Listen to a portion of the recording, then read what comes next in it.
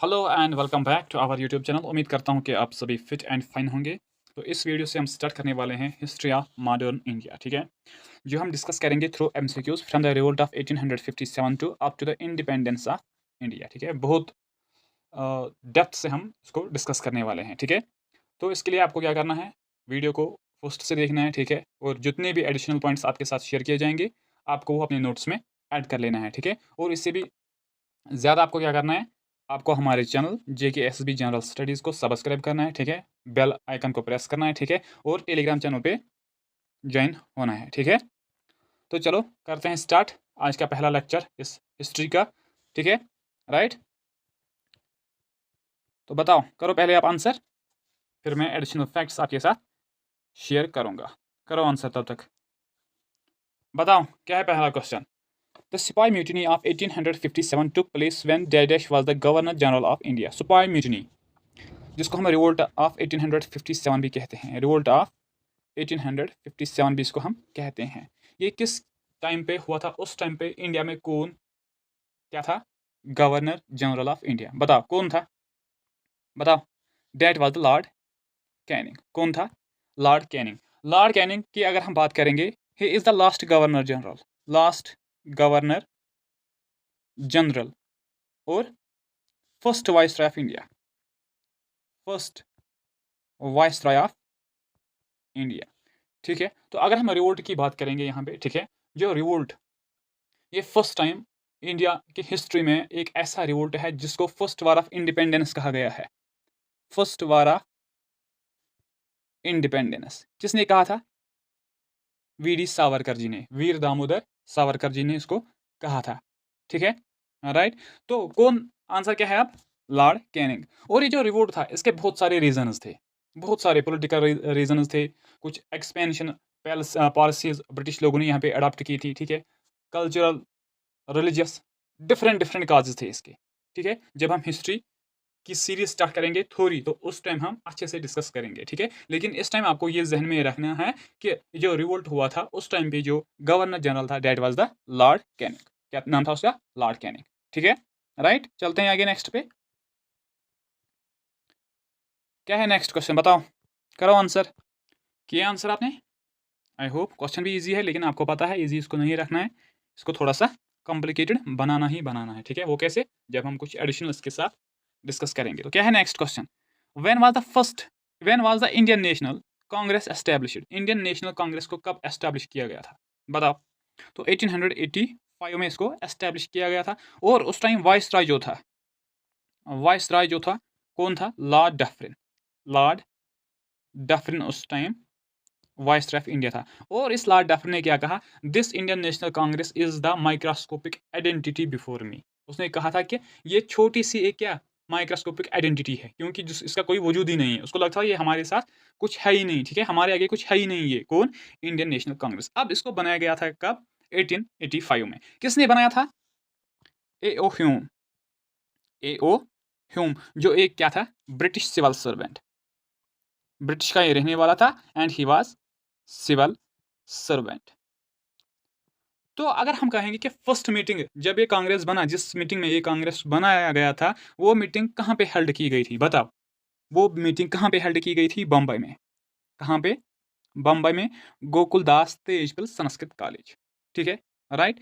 और उस मीटिंग में कितने पर्सन थे पता है आपको? 72 पर्सन, 72 पर्सन ने ये मीटिंग अटेंड की थी। और इसके बारे में ये कहा जाता था कि जो ये मीटिंग थी, फर्स्ट सेशन जो था, ठीक है, उसको ऑर्गेनाइज किया गया था, शेड्यूल किया गया था पुणे में, लेकिन वहां पे फिर कॉलेरा स्प्रेड हुआ था, जिसकी वजह से मीटिंग को फिर बम्बई में शिफ्ट करना पड़ा, ठीक है। और जो इस मीटिंग का प्रेसिडेंट था, डेट वाज, बता कौन था? वमेश चंद्र बनर्जी। वमेश चंद्र बनर्जी क्या था? प्रेसिडेंट इस फर्स्ट सेशन का। अब क्वेश्चन पूछे जाते हैं इस कांग्रेस से, फर्स्ट मुस्लिम प्रेसिडेंट बताओ कौन था? वो था बदरुद्दीन तायब जी। कौन था? Badruddin Tayab ji. And he was the third session. उसने क्या किया था? कांग्रेस का जो थर्ड सेशन था उसमें वो प्रेसिडेंट बना था, जो कहां पे हेल्ड किया गया था? मद्रास में। कहां पे? मद्रास में। और ये भी कहा जाता है कि फर्स्ट यूरोपियन प्रेसिडेंट कौन था? वो था जॉर्ज यूल। कौन था? George Yule. ये पॉइंट्स आपको लिखने हैं अपने नोट्स में, सो डैट कि आपके सामने नोट्स प्रिपेयर हो जाए, ठीक है। इसलिए मैं आहिस्ता भी बोल रहा हूँ और अच्छे से भी बोल रहा हूँ, ठीक है, सो डैट कि यू विल रिमेंबर। और ये जो प्रेसिडेंट रहा था, किस ईयर में ये प्रेसिडेंट रहा था? जो 4th सेशन हुआ था कांग्रेस का, कहाँ पे बताओ? इलाहाबाद में। कहाँ हुआ था? इलाहाबाद में 1888 में। समझ आया? ठीक है, इतना एमसीक्यूज में। ठीक है, ठीक है, जब हम अच्छे से पढ़ेंगे तो उस टाइम बाकी सेशंस को भी हम देखेंगे। और फीमेल के बारे में भी पूछा जाता है, वो आपको सबको पता हो अनी बेसेंट, जब 1917 में इसको फर्स्ट वुमेन प्रेसिडेंट बनाया गया था। फिर सरोजनी नायडू, 1925 में इसको प्रेसिडेंट बनाया जाता है, फर्स्ट इंडियन वुमन, ठीक है। तो ये चीज़ें सभी हम देखेंगे इन कमिंग क्लासेस। आज पहला क्लास है तो एक ही वीडियो में ये सब खत्म नहीं करना है हमें, ठीक है। हमें अच्छे से पढ़ना है, जितना पढ़ना है उसको राइट डाउन करेंगे अपने बुक्स में, ठीक है। चलते हैं आगे नेक्स्ट पे। बताओ क्या है नेक्स्ट क्वेश्चन, बताओ क्या है next question. Who among the following was never elected as president of Indian national Congress? इनमें से कौन सा एक कांग्रेस का प्रेसिडेंट कभी रहा ही नहीं? बताओ बताओ बताओ बताओ बताओ जल्दी बताया। तो आंसर क्या होगा? बाल गंगाधर तिलक। ये कभी भी क्या कांग्रेस का प्रेसिडेंट रहा ही नहीं। और इसको हम कहते क्या? लोकमान्य तिलक भी, लोकमान्य तिलक भी इसको कहा गया है, ठीक है। जवाहरलाल नेहरू कब प्रेसिडेंट रहा था? बताओ। 1929 में लाहौर सेशन, पूर्ण स्वराज का कंसेप्ट वहां पे, कंप्लीट इंडिपेंडेंस का रेजोल्यूशन जब पास किया गया था, ठीक है। अनी बेसेंट अभी मैंने बताया 1917 में, जो सेशन कहाँ पे हेल्ड किया गया था? कलकत्ता में, ठीक है। समझ आया? मोतीलाल नेहरू एक तो 1919 में, और बताओ और कब? 1928 में, ठीक है। तो जो करेक्ट आंसर है that is the option number 4, Bal Gangadhar Tilak never remain the president of Indian national Congress. Bal Gangadhar Tilak ji की डेथ कब होती है? बताओ। 1 अगस्त 1920 में। उस दिन कौन सी मूवमेंट गांधी जी ने लॉन्च की थी? Non cooperation movement. इसी तरह हिस्ट्री को इसी तरह याद रखा जाता है, ठीक है। पॉइंट्स को आपस में कनेक्ट करो, ठीक है। लेकिन ये तब हो जाएगा जब आपके पास नोट्स होंगे, जब आपने उस तरह की प्रेपरेशन की होगी, ठीक है, ठीक है, राइट। चलते हैं आगे नेक्स्ट पे। बताओ बताओ आंसर करो, आंसर पहले। क्वेश्चन क्या है? Swaraj is my birth right and I will have it. Swaraj that means independence, आज़ादी क्या है? मेरा बर्थ राइट है and I will have it, और मैं इसको लेके ही रहूंगा। ये स्टेटमेंट किसने कहा है? बताओ किसने कहा? ये कहा था बाल गंगाधर तिलक जी ने, ठीक है, जिसको हम लोकमान्य तिलक भी कहते हैं। और इसने 1916 में कौन सी लीग चलाई थी? Home rule league. अनी बेसेंट ने भी चलाई थी, लेकिन स्टार्ट की थी पहले बाल गंगाधर तिलक जी ने। उसको एक अंग्रेज था वैलेंटाइन शिरोल, वैलेंटाइन शिरोल ने इसको कहा था क्या? बताओ क्या कहा था? Father of Indian unrest. क्या कहा था? Father of Indian unrest. जिसका मतलब क्या है कि हिंदुस्तान की जो ये हालत है अभी बुरी है, हिंदुस्तान में क्या ठीक नहीं है, जब तक बाल गंगाधर तिलक जी यहाँ पे है ये ठीक नहीं हो सकती है। उसके न्यूज़पेपर्स के बारे में भी पूछा जाता है। बताओ न्यूज़पेपर कौन कौन सा लिखा है उसने? एक बताओ, बताओ कौन कौन लिखा है? मराठा, मराठा। अगर आपको पता है तो कमेंट में लिखा करो, ठीक है। मराठा जो किस लैंग्वेज में उसने लिखा है? इंग्लिश में। और एक था केसरी, केसरी किस लैंग्वेज में उसने लिखा है? बताओ किस? मराठी लैंग्वेज में। उसकी एक फेमस बुक भी है, किसी को नाम पता है क्या? बताओ। गीता रहस्य, गीता रहस्य उसने एक बुक लिखी है। लाला लाजपत राय उसकी डेथ कब हो जाती है? बताओ। साइमन कमीशन जब यहाँ पे आता है, फिर उसी के प्रोटेस्ट में उसकी डेथ हो जाती है, ठीक है, राइट। चलते हैं आगे नेक्स्ट पे। वीडियो को शेयर करना है, क्योंकि आज से जो हिस्ट्री के जितने भी वीडियोस आएंगे उनमें हम इसी तरह डिस्कस करेंगे, क्योंकि आपको एडिशनल फैक्ट्स भी इसी क्लास में याद हो जाए, ठीक है, राइट। सही है ना? बताओ क्या है नेक्स्ट क्वेश्चन, बताओ बताओ जल्दी करो answer. Who was then Governor General of British India when Sati Pratha became an illegal and punishable? किस गवर्नर जनरल ऑफ इंडिया ने सती प्रथा को बैन किया था? बताओ। किसने किया था? बताओ, किसने किया था? आंसर दो पहले। चलो ईयर में बताता हूँ आपको, फिर याद आएगा। 1929 में। बताओ। डेट वाज लॉर्ड विलियम बेनेटिक ने सती प्रथा को बैन किया था। और कौन सा इंडियन था जिसने इसको हेल्प किया था? डेट वाज राजा राम मोहन राय। राजा राम मोहन राय जी ने इसको हेल्प की थी, सपोर्ट किया था इस चीज़ को। और इसी लॉर्ड विलियम बेनेटिक के टाइम पे क्या हुआ था? इंग्लिश एजुकेशन यहाँ पे इंट्रोड्यूस की गई थी। इंग्लिश एजुकेशन किसकी रिकमेंडेशन पे? Lord Macaulay. लॉर्ड मैकोले, इसलिए हम इस मैकोले को कहते हैं father of English education in India. ठीक है, राइट। तो आंसर क्या होगा? Lord William Benedict. अगर हम यहाँ पे देखेंगे लॉर्ड कॉर्नवालिस, उसको हम कहते हैं क्या? Father of civil services in India. Father of civil services in India. Services in India. ठीक है। और वेरन हेस्टिंग, इसके बारे में कोई फैक्ट बताओ, बताओ जल्दी। He was the first governor general of India. First governor general of India.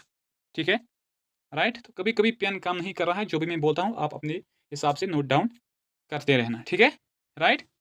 चलते हैं आगे नेक्स्ट पे। बताओ क्या है next question.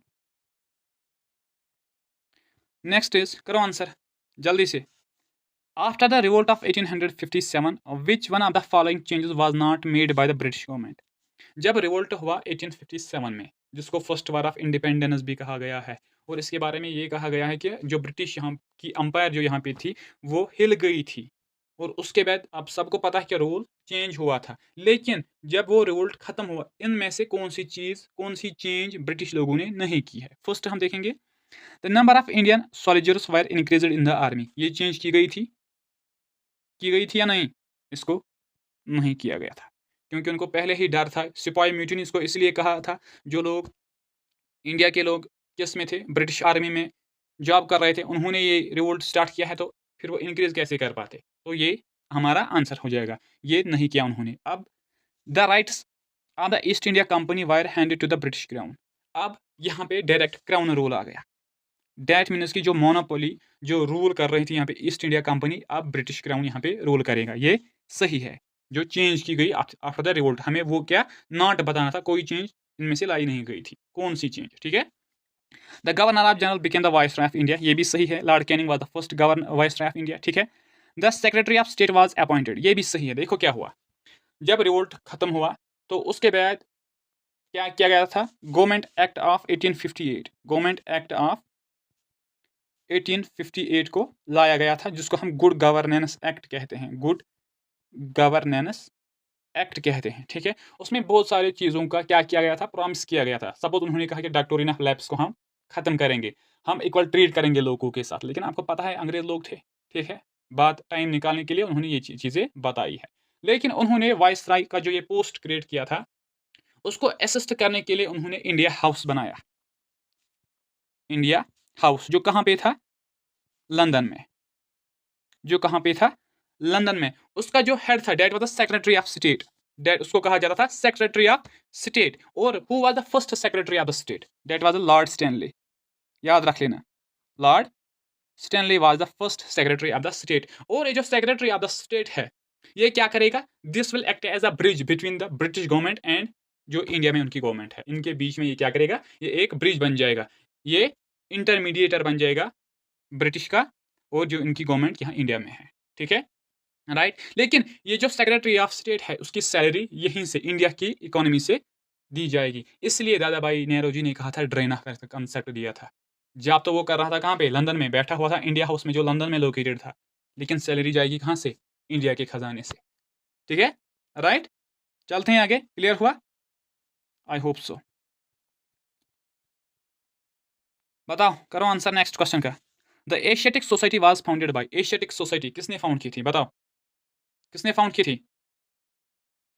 Sir William Jones. कब फाउंड की थी? 1784 में। ठीक है, तो आंसर क्या होगा? Option number first. चलते हैं आगे, करो आंसर।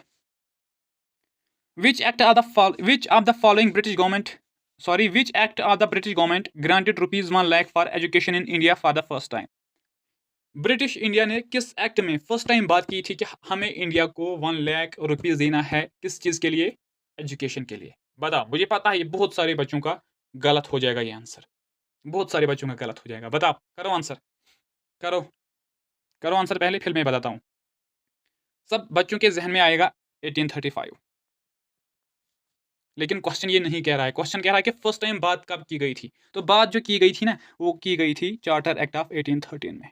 इसमें बात की गई थी, ब्रिटिश लोगों ने कहा था कि हम ₹1 लाख देंगे, लेकिन फिर हम 1813 टू 1833 जो एक्ट पास किया गया था, तब तक ये बात क्या थी, ऐसे ही थी। लेकिन 1835 के इस टाइम पे फिर लॉर्ड मैकॉले ने इस पे बात की थी। तो that means option number second will be the correct answer. Option number second क्या हो जाएगा, हमारा करेक्ट आंसर हो जाएगा।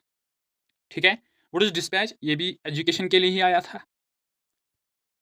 ठीक है, चलते हैं आगे नेक्स्ट पे। चलो चलते हैं अपने नेक्स्ट क्वेश्चन पे। क्या है नेक्स्ट क्वेश्चन, बताओ, करो आंसर, आंसर करो, आंसर करो जल्दी से। Who was the Governor General of Bengal when the permanent settlement was introduced there in 1793? बताओ, कौन था, बताओ बताओ, कौन था गवर्नर जनरल ऑफ बंगाल जब परमानेंट सेटलमेंट, जिसको हम जमींदारी सिस्टम भी कहते हैं, जमींदारी सिस्टम भी कहते हैं, किसने इसको इंट्रोड्यूस किया था, कब? 1793 में। बताओ, किसने किया था? तो ये किया था लॉर्ड कॉर्नवालिस ने। ठीक है, और इसको इंट्रोड्यूस किया गया था बंगाल और बिहार के लिए, बंगाल एंड बिहार। इंट्रोड्यूस किसने किया था? लॉर्ड कॉर्नवालिस ने, लेकिन किसकी रिकमेंडेशन पे? सर जॉन साइमन, नहीं sir John Shore, not Simon, sir John Shore. ये sir John Simon, Simon commission हमेशा जहन में आता जाता है, ठीक है ना, लाला लाजपत राय की वजह से। तो किसकी रिकमेंडेशन थी? सर जॉन शोर की। ठीक है, अब ये क्या था, ये परमानेंट सेटलमेंट था क्या? बेसिकली ये क्या था, ये एक लैंड रेवेन्यू सिस्टम था, लैंड रेवेन्यू सिस्टम था ये, जिसमें क्या किया जाता था। देखो एक second, give me A second, I will explain it, क्योंकि अब जो भी पढ़ना है अच्छे से पढ़ना है, ठीक है ना। सपोज ये इंग्लिश ईस्ट इंडिया कंपनी है, suppose English east India company है, और ये इंडिया का कोई पीजेंट है, सपोज, एक ही नहीं बहुत सारे पीजेंट्स हैं ये। अब कंपनी ने क्या किया, इसने कुछ मिडल पर्सनस रखे थे, कुछ मिडल पर्सनस रखे थे। उनमें कौन कौन थे? राजाज, जो कुछ इन्फ्लुएंशियल पर्सनस होते थे, या तुलकदार्स, ये कुछ पर्सनस थे। उनको क्या टाइटल मिला था? जमींदार। इनको कहा गया था जमींदार। और इनकी जो अब ड्यूटी की लगाई गई थी, उनको कहा गया था कि आप इन पीजेंट से क्या टैक्स कलेक्ट करो, टैक्स कलेक्ट करो। ठीक है, फिर आप जमींदार हमारे यहाँ वो रेवेन्यू के तौर पे करो। और जो इन जमींदारों की जमीन थी वो रहती थी free of tax, free of tax. लेकिन अब ये जमींदार, ये चालाक थे, उन्होंने इन पीजेंट्स को कहा कि आप अपनी जमीन हमारे नाम करो, आपको टैक्स नहीं देना पड़ेगा। इस वजह से क्या हुआ, इनके पास ज़्यादा ज़मीन आ गई, और ये जो पीजेंट थे ये लैंडलेस हो गए, लैंडलेस हो गए। डैट मीन्स कि डेवलप हुआ लेबर क्लास। देखो कितना बैड इम्पैक्ट था इनके पॉलिसीज़ का यहाँ पे। ठीक है, समझ आया? चलते हैं आगे नेक्स्ट पे, आ जाओ नेक्स्ट पे, बताओ नेक्स्ट क्या है। Next is who among the following was bestowed with the title of Sahib Alam Bahadur by Bahadur Shah during the revolt. आप सबको पता है, जब कहाँ से आर्मी निकली, मेरठ से जब आर्मी निकली, फिर वो पहुंची दिल्ली में। दिल्ली में उन्होंने क्या, बहादुर शाह जफर को क्या अपना हेड कंसिडर किया, लेकिन नॉमिनल हेड था बहादुर शाह, उसके पीछे एक बंदा था जिसका नाम था बख्त खान। क्या था? बख्त खान। तो उसी को टाइटल दिया था साहिब आलम बहादुर। किसने? बहादुर शाह। तो आंसर क्या होगा? बख्त खान, आंसर होगा बख्त खान। ठीक है, चलते हैं आगे नेक्स्ट पे, बताओ क्या है next question. Next is which of the following commissions is associated with army reorganization after the suppression of the revolt of 1857? इनमें से कौन सा एक कमीशन एसोसिएटेड है किसके साथ? आर्मी के साथ, लेकिन रिऑर्गेनाइजेशन आर्मी के साथ, for the reorganisation of army, लेकिन आफ्टर द रिवोल्ट ऑफ 1857। बताओ कितनी चीज चेंज आ गई इंडिया में आफ्टर द रिवोल्ट, इसीलिए इसको फर्स्ट वार ऑफ इंडिपेंडेंस कहा गया है। ठीक है। तो कौन सा कमीशन था बताओ, कौन सा कमीशन था, करो answer. That was a PL commission. ठीक है, पीएल कमीशन को अपॉइंट किया गया है आफ्टर द रिवोल्ट, और जिसकी ड्यूटी थी reorganise of the army. Army पे क्या ध्यान रखना है, ठीक है, कहाँ से हमें आर्मी के पर्सनल लाने हैं, क्या करना है, ठीक है, ये सब कुछ किसके अंडर अब रखा गया है, पीएल कमीशन। साइमन कमीशन 1927 में बना था, 28 में इंडिया पहुंचा, तो इसको कहते हैं white commission. White commission, surgeon Simon was the chairman और हेड। ठीक है, और जब ये इंडिया में आया, इसको किन नारों से यहाँ पे भगाया गया, that was the Simon go back. Simon go back. ठीक है, समझ आया। चलते हैं आगे नेक्स्ट पे, बताओ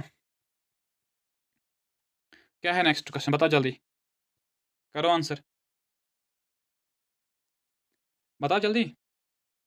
Who was the first Governor General of British India from 1773 to 1785? First governor general of India कौन था, ब्रिटिश इंडिया कौन था, बताओ। That was the Warren Hastings. कौन था, वैरन हेस्टिंग्स, जिसको एक टाइटल दिया गया था, that is the father of judicial reforms in India. Father of judicial और रिफॉर्म्स इन इंडिया, ये इसको टाइटल दिया गया था। और उसी के टाइम पे एक एक्ट आया था, regulating act, regulating act of 1773, और इसी एक्ट के तहत ये पोस्ट क्रिएट किया गया था, governor general of India.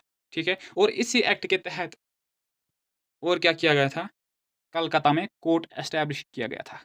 Calcutta में कोर्ट एस्टैब्लिश किया गया था। कोई मुझे बता सकता है इसका फर्स्ट सीजीआई कौन था, उसको क्या देखिए, लॉर्ड इम्पे, लॉर्ड इम्पे। और इसी उसको 1774 में फिर क्या किया गया था, बनाया गया था।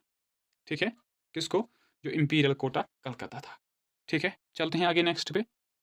चलो, समझ आ रहा है या नहीं, बताओ, कमेंट करके बताओ, क्लास कैसा लग रहा है, बताओ बताओ जल्दी, कैसा है क्लास, क्या है नेक्स्ट क्वेश्चन।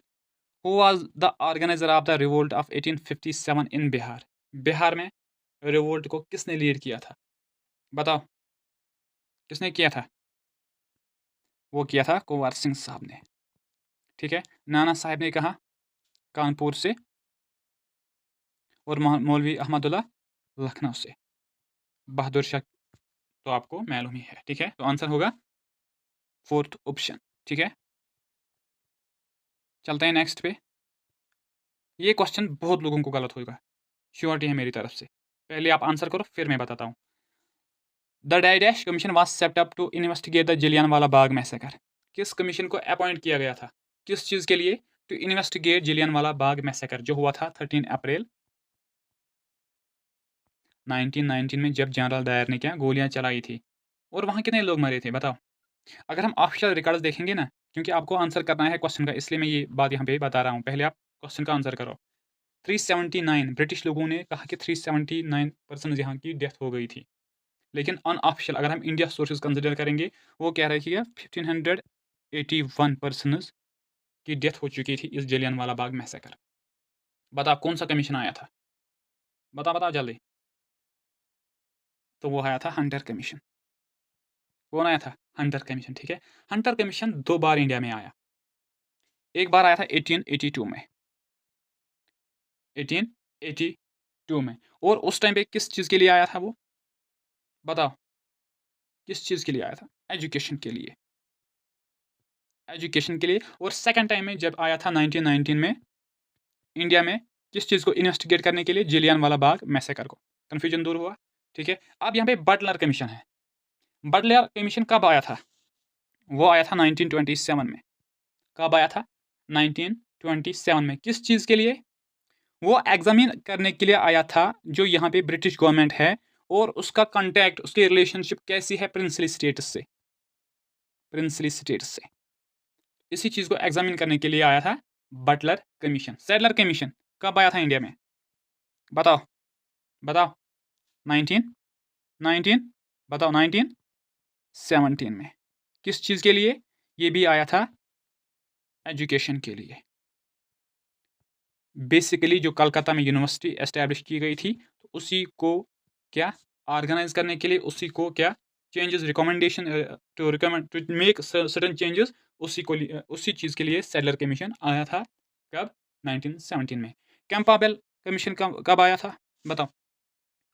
ये आया था 1886 में, और इसको कहा जाता है क्या? फैमिन कमीशन भी, फैमिन कमीशन भी, क्योंकि 1885 में क्या हुआ था? उड़ीसा में एक फैमिन आया था, तो उसी चीज़ को देखने के लिए इस कमीशन को यहाँ पे फिर लाया गया था। ठीक है, चलते हैं आगे नेक्स्ट पे। देखो कितने कॉन्सेप्ट्स आपके यहाँ क्लियर होते हैं, ठीक है ना? इसलिए वीडियो को फ्रॉम द बिगिनिंग देखो, ऐसे नहीं क्वेश्चन एक दो देखे तो फिर बस, ऐसा नहीं करना है। एग्जाम में आपको अब पता है कि किस तरह के क्वेश्चन पूछे जाते हैं, ठीक है? वहाँ पे आप कॉलम्स दिए जाते हैं, स्टेटमेंट्स दिए जाते हैं, इसलिए मैं इतना इन्फॉर्मेशन आपके साथ शेयर कर देता हूँ, ठीक है?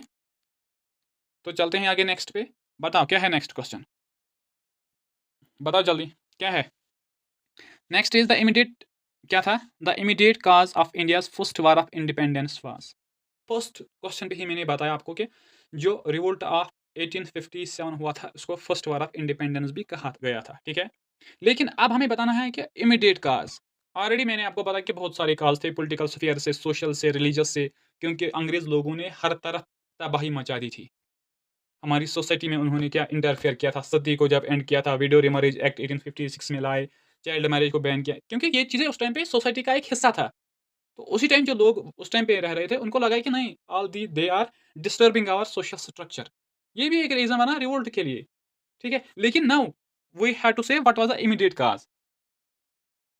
आग किसने लगा दी, किस काज ने आग लगा दी? तो सो दैट के रिवोल्ट या स्प्रेड हुआ, या रिवोल्ट की चिंगारी उठ गई। बताओ, करो answer. The first is doctrine of lapse of Lord Dalhousie. Doctrine of lapse एक एनेक्सेशन पॉलिसी थी जिसमें उन्होंने कहा था कि जो भी अडॉप्टेड बच्चे हैं उनको क्या रूलर नहीं बनाया जाएगा, उनको किंग नहीं बनाया जाएगा। ये ऑलरेडी अगेंस्ट था, तो ये भी एक रीजन बना, ठीक है? ये सही है, ये काज है, लेकिन इमीडिएट काज है नहीं, ठीक है? Suspicion about the British interference in the religion, ये एक आंसर है, ये हमारा आंसर है। जब उन्होंने क्या एनफाइल्ड राइफल इंट्रोड्यूस की थी 1857 में, फरवरी के टाइम पे, कुछ लोग कह रहे हैं कि दिसंबर में ही 1856 में उसको इंट्रोड्यूस किया गया था। बहरहाल छोड़ो वो, लेकिन र्यूमर क्या स्प्रेड हो गई? र्यूमर ये स्प्रेड हो गई कि ये जो क्या है एनफाइल्ड राइफल है, इसमें बीफ और पिग फैट मिक्स करना पड़ता है। आप लोगों को पता है पिग मांस मुस्लिम्स के लिए एंथीमा है, एंड बीफ हिंदूज के लिए एंथीमा है, तो इसलिए जो भी आर्मी में बंदे थे उन्होंने रिफ्यूज़ किया, तो डैड बिकम द, और फिर उन्होंने क्या एजिटेशन स्टार्ट किया, तो यही एक इमीडिएट काज बना है और रिवोल्ट ऑफ 1857 के लिए। मिलिट्री डिस्कॉन्टेंट, ये तो हमेशा था ही, लोग मिलिट्री वाले कह रहे थे कि हमें हायर पोस्ट पे नहीं, हम जिस पोस्ट में जब हम एंटर हुए आर्मी में तो वहीं पे टिल डेथ रहते हैं, हमारी प्रमोशन नहीं होती, सैलरी नहीं होती, भट्ठा उनको मिलता था, वो नहीं मिल रहा था, ठीक है? तो उनका भी ये काजेस थे, हाँ, लेकिन हमें इमीडिएट काज बताना है, ये भी काज था। इकोनॉमिक एक्सप्लॉइटेशन, तो ये आपको पता ही है, drain of wealth, drain of wealth जो किसने थोड़ी दी थी? दादाबाई नेहरू ने।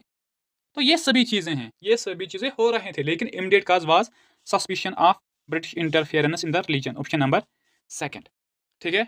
समझ आया? चलते हैं आगे नेक्स्ट पे। बताओ क्या है next question. The next is the capital of the British Indian empire was transferred from Calcutta to Delhi in. बताओ कब कैपिटल शिफ्ट की गई थी? बताओ बताओ जल्दी बताओ। That is the 1911। और उस टाइम पे क्या हुआ था? दिल्ली दरबार सजाया गया था, दिल्ली दरबार। उसके गेस्ट कौन थे? George fifth and Queen Mary, Queen Mary. तो उसी टाइम पे क्या कैपिटल शिफ्ट की गई थी कलकत्ता से दिल्ली। किस के टाइम पे हुई थी? उस टाइम कौन था ये वाइसराय, कौन था बताओ? लॉर्ड हार्डिंगे सेकंड, लॉर्ड हार्डिंगे सेकंड, ठीक है? और 1911 के साथ और एक फैक्ट लिंक्ड है, बताओ। पार्टीशन ऑफ बंगाल कैंसिल किया गया था, partition of Bengal was cancelled, ठीक है? समझ आया? 1905 में पार्टीशन ऑफ बंगाल हुआ था, ठीक है? 1909, बताओ इस टाइम में क्या हुआ था? पार्लियामेंट्री रिफॉर्म्स याद है? इंडियन काउंसिल्स एक्ट ऑफ 1909, जिसमें सेपरेट इलेक्टोरेट्स की बात की गई थी फॉर द मुस्लिम्स। याद आया कुछ? क्या हुआ था? सेपरेट इलेक्टोरेट्स, सेपरेट इलेक्टोरेट्स की बात की गई थी, ठीक है? तो ये कुछ एडिशनल पॉइंट्स ज़हन में आते हैं। बेहतर होता है कि आपके साथ शेयर किया जाए, लेकिन अब ये तभी यूज़फुल है जब आप नोट्स में इनको ऐड करोगे, ठीक है? राइट? चलते हैं आगे नेक्स्ट पे। बताओ, क्या है नेक्स्ट क्वेश्चन? बताओ। Who among the following was the leader of revolt in 1857 इन असम? असम में कौन लीडर था रिवोल्ट का? बताओ। दैट वाज दीवान मनीराम दत्ता। तो आंसर होगा ऑप्शन नंबर फर्स्ट, ठीक है? रिवोल्ट पे हमने बहुत बात की है, तो इसलिए इस क्वेश्चन को ऐसे ही छोड़ते हैं। बताओ। इस तरह के क्वेश्चंस डिफिकल्ट हो जाते हैं। मैच द फॉलोइंग, करो मैच। एक तरफ तो है कौन? पर्सन्स जो हेड बने थे किसके? रिवोल्ट के। और सेकंड, लिस्ट सेकंड में क्या है? प्लेसेस जहाँ पे वो लीडर बने हुए थे। बताओ। इस तरह के क्वेश्चन पे देखो क्या करना होता है, हमें पहले देखना कि हमें कौन सा पता है, ठीक है? पहले उनको ही पकड़ो। बखत खान, अभी हमने बात की थी दिल्ली, तो ए का होगा 4। देखो यहाँ पे ए का होगा 4, ए वाला भी कट गया, बी वाला भी कट गया, सी और डी अभी दोनों का सेम है। अभी हमने बात की थी कुंवर सिंह, बिहार की, लेकिन यहाँ तो बिहार ऑप्शन में ही नहीं है। That is the Arrah, Arrah is the place in Bihar.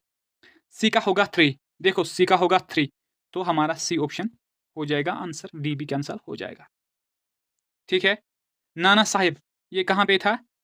Kanpur में। और अहमदुल्ला, ये कहाँ पे था? अवध में। तो हुआ ना आंसर, ठीक है? Right right, just give me 1 second. मौलवी अहमदुल्ला, बी का होगा 1, बी का होगा 1, ठीक है? देन कुंवर सिंह, सी का होगा 3, सी का होगा 3, और डी का होगा 2। तो आंसर क्या होगा? ऑप्शन नंबर सी, ठीक है? Correct answer is option number C. चलते हैं आगे नेक्स्ट पे। इसी तरह ऐसे क्वेश्चंस को किया जाता है, ठीक है?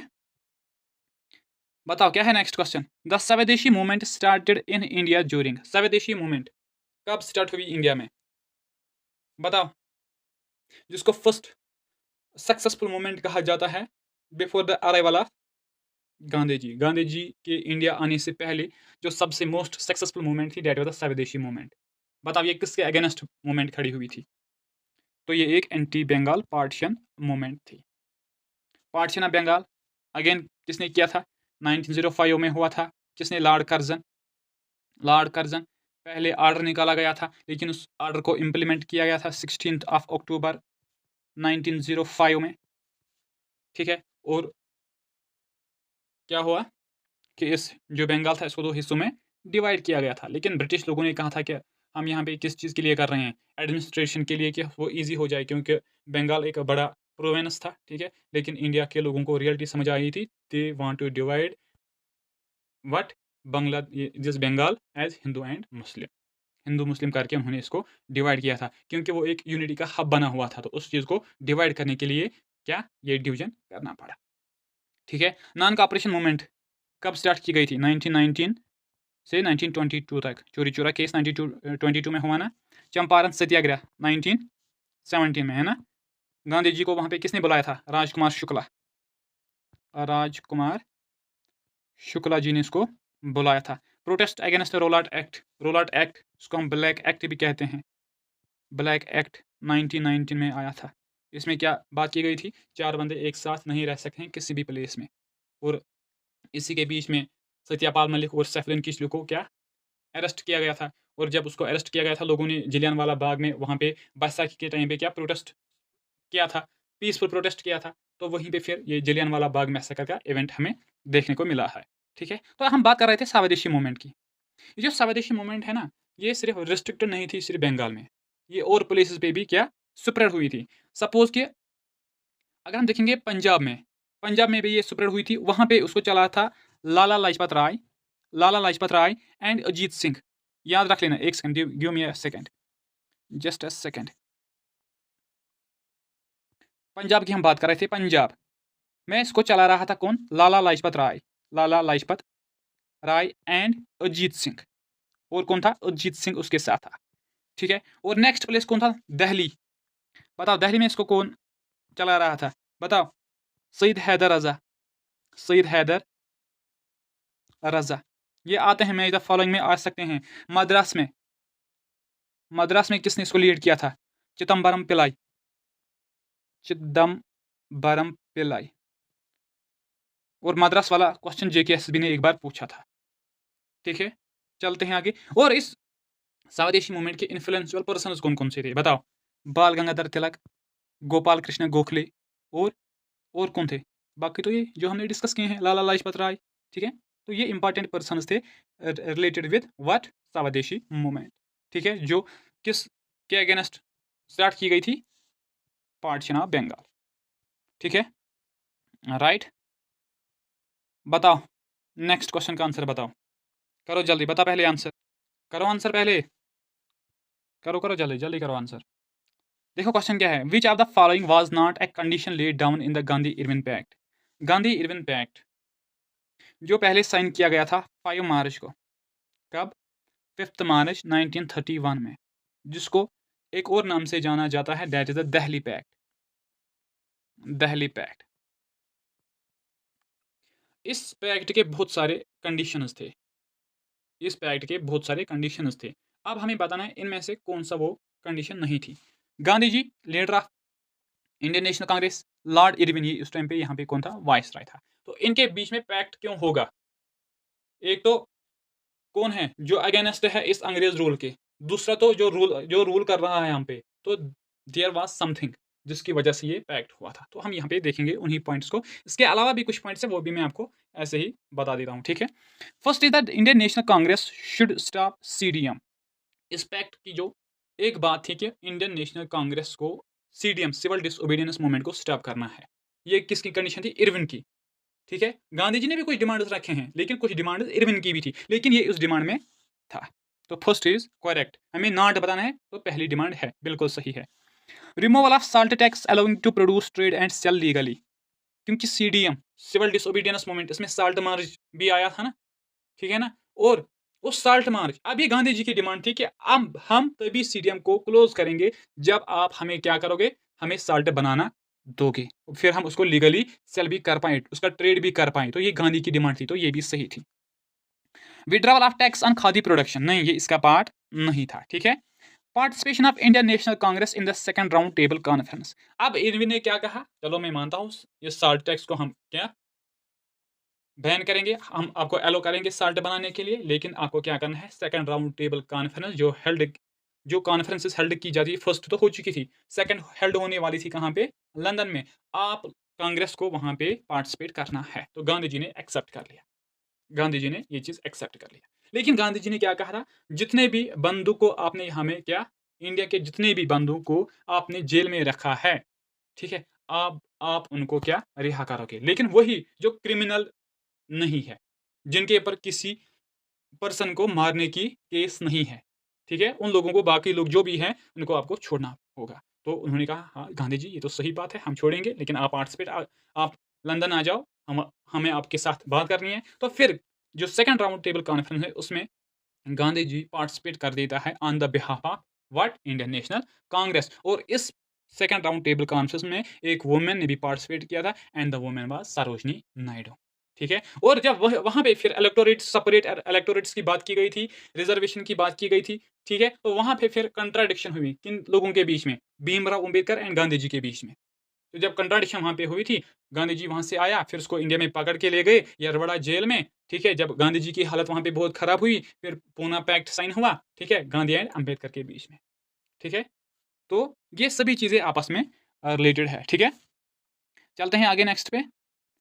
तो आज का क्लास इतना ही तक है। ठीक है, तो this was the first class of the history.